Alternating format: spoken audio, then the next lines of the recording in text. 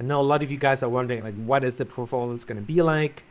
We don't have a lot of information, right? If you go online, I would definitely suggest you check out 𝙎𝙪𝙥𝙥𝙎, video, that famous Australian YouTuber. Um, there's a lot of stuff available online, but I would say a lot of people are very careful about Nintendo. They don't want to get blacklisted, or whatever else sort of game studios do or game companies do these days. So a lot of stuff you'll find online is like they talk about, these is the physical hardware inside the Switch 2, this is the Switch 1, this is the Switch 2, and they sort of skirt around the subject of performance. So we don't have any physical numbers. What I can tell you is from the few people who have, there was an event in New York, I believe it was, where they invited, basically they say, hey, I'll pay for you guys to fly from your respective countries. A lot of the more honest YouTubers are like, you don't have to pay for me, I'll still want to come, but I'll pay for myself. And they went there and they took some footage and they got to play some games and they got to give their honest opinion without having Nintendo's money having all their heads. And 𝙎𝙪𝙥𝙥 and a bunch of other people, not a bunch, but like 4 or 5 people that I watched, they came away with the general opinion being that yes, the Switch 2 is amazing, yes, 4K 60 works, yes, 1080p 120 works. In certain games, there were noticeable slowdowns at 4K. He gave the example of, this is 𝙎𝙪𝙥𝙥, he gave the example of the Donkey Kong voxel game where, if you've seen trailers of it, like Donkey Kong can like smash the ground and go through the earth and you see stuff tumbling over, right? We know the Switch 2 can handle ray tracing, it can handle a bunch of other different stuff. So that's something to keep in mind.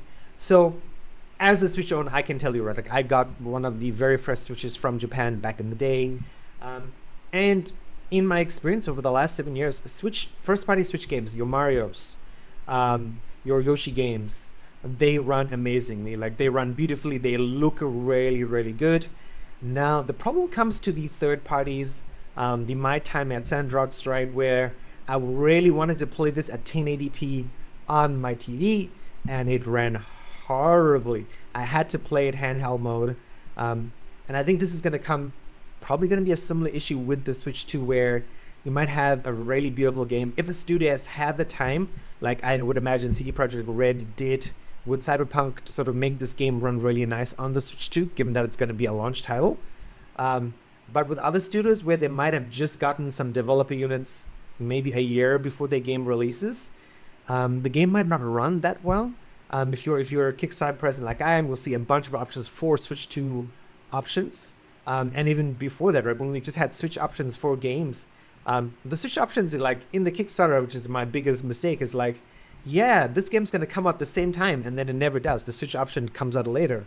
Coral Island, wonderful example, love the game. I wanted to play it on the Switch. I eventually had to swap out for a Steam key because the Switch version of the game is not out, even though the PC game version of the game has been out.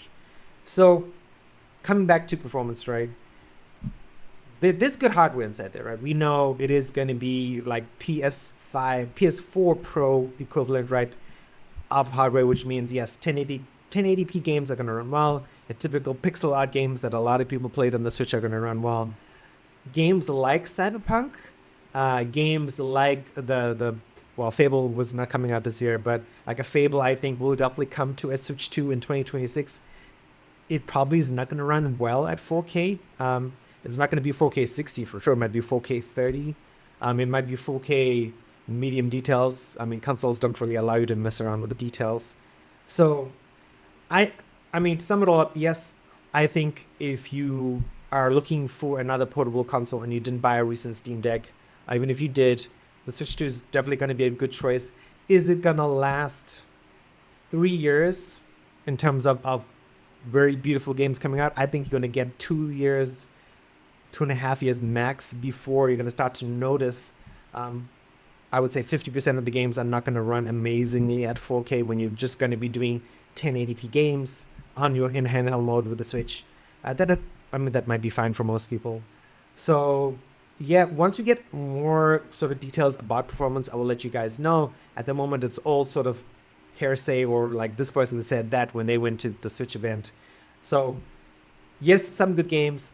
Yes, some games are going to have bad performance. You'll just have to wait and see as we get closer to the release date in June in certain countries. Don't forget your pre-orders in some countries open up this week, so keep that in mind. and let me know down in the comments. Is this sort of performance gray area going to affect your decision to buy it? I'd love to know.